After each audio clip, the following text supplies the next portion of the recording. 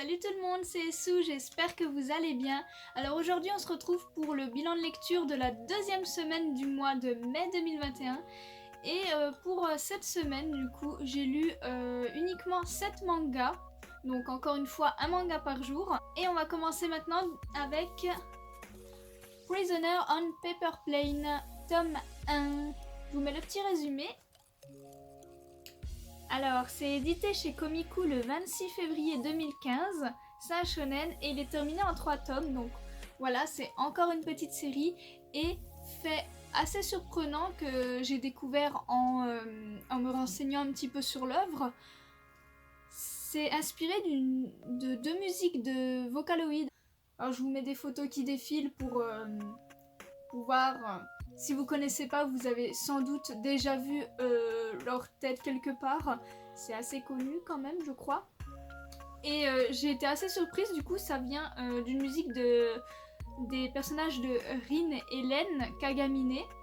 Donc il y en a une qui s'appelle Prisoner et l'autre Paper Plane, je crois, si j'ai bien compris. Et du coup, j'ai trouvé ça surprenant. Ils ont fait le manga en fonction des musiques. Alors, j'ai eu une période Vocaloid, alors je n'aimais pas la musique en soi parce que les voix un petit peu robotisées, c'est pas du tout mon truc. Mais par contre, j'aimais beaucoup les histoires racontées en musique. Et là, je trouve ça cool du coup qu'ils aient fait des mangas en rapport avec les histoires des musiques. Je ne savais pas du tout qu'ils avaient fait ça et c'est vrai qu'à la couverture, on voit bien que celui-ci ressemble à Len. C'est d'ailleurs la réflexion que je m'étais faite avant de me renseigner, donc c'est assez drôle. Et du coup, c'est sympa. J'ai vu qu'au Japon, ils avaient sorti d'autres mangas du style, d'autres musiques de Vocaloid. Mais ça n'a pas été édité en France. Mais du coup, voilà, la petite info que j'ai trouvée amusante. Et du coup, ce manga est vraiment très intéressant, je trouve. C'est assez dur à lire à certains moments. Voilà, on suit quand même un prisonnier qui se fait vraiment maltraiter, autant par les gardiens que par ses camarades de cellule. C'est dur. Bon, il y a des personnages qui sont intrigants, et j'espère qu'on les verra par la suite. Et d'autres qui sont un petit peu relous quand même. Il y a la demoiselle ici, je trouve un petit peu chiante pour être brute. Je vois pas trop l'intérêt de ce personnage, j'arrive pas à trop savoir si elle est gentille ou méchante, pareil pour d'autres personnages. Mais ça quand même vachement sympa à lire, notre héros est touchant, agréable à suivre. Les dessins ne sont pas incroyables par contre. Je vous montre un petit peu. Ouais, on va dire que c'est pas le point fort du manga, mais l'histoire est vraiment très sympa à suivre. Ça file qu'en 3 tomes. Par contre, je crois que c'est plus édité, je suis pas sûre. Du coup, ça craint, mais je vais essayer de me trouver la suite parce que franchement, c'est quand même une bonne découverte et j'ai hâte de voir comment ça va tourner. Attention quand même aux âmes sensibles, voilà. C'est assez dur à certains moments. Et je sais pas si ce manga en fait va bien finir ou non, mais voir qu'il rencontre du coup une fille mystérieuse dont on ne connaît rien. D'ailleurs, j'espère qu'on va aussi développer ça, qu'on va développer les personnages un petit peu plus. C'est beau de le voir avec un petit peu d'espoir, avec cette envie de vivre soudainement, cette envie de la revoir. Et du coup, ils échangent des lettres, voilà, Paper Plane. Ils échangent des lettres à travers de grands barbelés en s'envoyant des avions en papier. Et c'est vraiment beau, c'est assez poétique quand même. Et j'ai hâte de découvrir la suite, voilà. Ensuite, on a le tome 1 de Love Dilemma. Alors celui-là, qu'est-ce que j'en ai entendu parler? Et il était en occasion dans un lot, donc super cool, j'ai pu la commencer du coup. Et je vais vous mettre le petit résumé, pour ceux qui ne connaîtraient pas encore. Alors Love Dilemma, c'est édité chez Delcourt Tonkam le 6 juillet 2016. C'est un shonen et il est en cours actuellement en 18 tomes. Le tome 18 est sorti il n'y a pas longtemps, il me semble. Et franchement, c'est sympa à lire. Les dessins sont sympas, voilà. J'ai quand même vu mieux. On va faire attention parce que voilà, il y a quand même certaines planches où voilà, on voit des parties du corps. Hein. C'est un manga quand même assez mature où il y a du sexe. j'ai déjà vu ce genre de scénario, mais franchement, ça se lit tout seul, c'est assez drôle et on se demande vraiment comment ça va finir. J'aime assez bien les personnages qui ont chacun un caractère bien distinct, de bons moments de LOL. Et la fin du tome 1 me fait un petit peu paniquer, genre j'ai vraiment envie de découvrir la suite parce que ça annonce un petit peu du bordel. Et voilà, ça a l'air vraiment intéressant, voilà, c'est drôle, notre personnage qui aime sa prof et qui couche avec une fille et au final ça devient ses deux demi-sœurs du coup par alliance. Voilà, vous vous doutez bien que ça annonce quand même des situations assez cocasses. Et malgré tout, on aborde aussi des sujets assez sérieux. Hein. Je vous en dis pas plus. Franchement, je trouve que ça vaut quand même un petit peu le coup d'œil. Voilà, c'est sympathique et j'attends de voir comment ça va être développé. Je trouve que 18 tomes, ça commence à faire un petit peu beaucoup. J'espère qu'ils vont réussir à se renouveler. J'ai hâte du coup de lire les autres tomes et voir qu'est-ce qu'ils ont prévu pour la suite. Ensuite, on a le tome 1 de Lady Vampire. Je vous mets le résumé. Alors, Lady Vampire, c'est édité chez Soleil le 20 février 2019. C'est un shonen et il est terminé en 3 tomes. Déjà, pour vous dire, je suis pas fan du tout du dessin. C'est... Ah non, ouais, je suis pas ultra fan. L'histoire, bah ça se lit, hein, ça se lit, mais sans plus en fait. Ouais, c'est une petite série en 3 tomes, s'il y a des fanas d'histoires de vampires et de relations homosexuelles, vous pouvez foncer sans souci, voilà, c'est notre cher vampire semble être attiré par les femmes. Et j'ai l'impression qu'à la fin, on va juste avoir un espèce d'harem autour d'elle, parce que du coup, c'est un vampire et elle peut hypnotiser les gens pour se nourrir. Je sais pas si je me prendrai la suite du coup, parce que, bon, déjà, je suis pas ultra fan des histoires de vampires. Je l'ai eu dans un lot en occasion, donc voilà, je me suis dit que c'était l'occasion de le lire. Mais voilà, je trouve que ça casse pas 3 pattes à un canard, personnellement.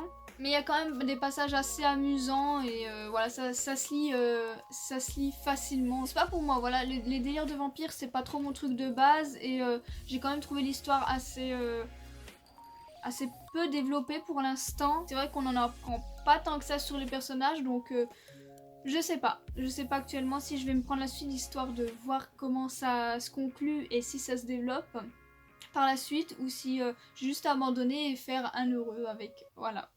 Ensuite, on a le tome 1 de Fatima, déesse de la vie. J'adore la couverture, elle est trop belle. Je vous mets le résumé. Alors, Fatima, déesse de la vie, c'est édité chez Komiku le 25 septembre 2014. C'est un seinen et il est terminé en 2 tomes. Donc voilà, c'est une toute petite série. Malheureusement, je crois qu'il n'est plus édité non plus, donc j'espère que je vais trouver le tome 2 et du coup la fin assez rapidement, parce que ça c'est une série que je veux continuer par contre. Bon, les dessins sont comment dire, il y a des moments où c'est très joli et des moments un petit peu moins. Voilà, je vous laisse un petit peu juger par vous-même.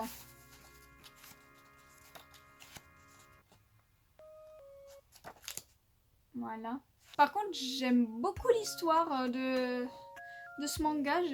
C'est assez original, c'est très dépaysant. On a cette déesse de la vie, du coup, Fatima, qui peut faire apparaître de l'eau et va être utilisée par des personnes.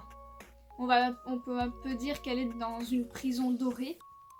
Et on voit un petit peu du coup le passé de cette déesse, même si c'est très minime. On voit qu'elle est amoureuse d'un homme et que cet homme s'est fait décapiter et qu'ensuite cette femme, cette déesse s'est fait capturer pour justement servir ces gens pour leur donner de l'eau, quoi. Parce qu'ils sont voilà, dans des pays où l'eau semble assez rare. Et c'est assez touchant, c'est très sympa à suivre. Et par contre, le héros, on peut un peu dire qu'il est dans le camp des méchants. Il y a un mec qui va capturer Fatima. Parce qu'en fait, dans ce manga, il y a du racisme envers les roux. voilà, il y a un énorme racisme envers les roux et c'est super triste. Et le méchant est roux et du coup il veut prendre Fatima pour un petit peu recevoir de la reconnaissance et beaucoup d'argent. Mais Fatima va trouver des ressemblances avec son défunt amant. Et elle va se sentir obligée en fait de le protéger, d'être à ses côtés. Et lui va commencer petit à petit à être un petit peu touché et à se sentir un petit peu accepté, ce qui est rare parce qu'on voit bien qu'il s'est fait un petit peu rejeter. Il a été vraiment exclu par les autres à cause de sa couleur de cheveux. Et là, pour la première fois, il va se sentir un petit peu apprécié et franchement, ça va lui faire du bien. Et je trouve que du coup, ça fait un petit duo assez attachant où chacun a perdu un petit peu quelque chose. Lui, il a un petit peu perdu sa dignité, on va dire, et elle a perdu son amant. Et voilà, ils vont se retrouver tous les deux un petit peu coincés. Et du coup, il y a notre héros qui va essayer de la retrouver, quoi. Bon, notre héros, il est très gentil. Il est assez attachant dans le genre, mais du coup, on n'a pas envie qu'il la retrouve. Enfin, personnellement, j'ai pas envie qu'il la retrouve et qu'il s'en serve encore pour lui puiser de l'eau comme si c'était un puits sans fond. Non, franchement, c'est très intéressant à suivre, c'est très sympa. Ça se lit tout seul en plus, et la fin du tome annonce quand même du bordel. On va dire que justement, avoir une déesse de la vie qui donne de l'eau, c'est assez rare, hein, on va le dire. Et ça peut faire des jaloux.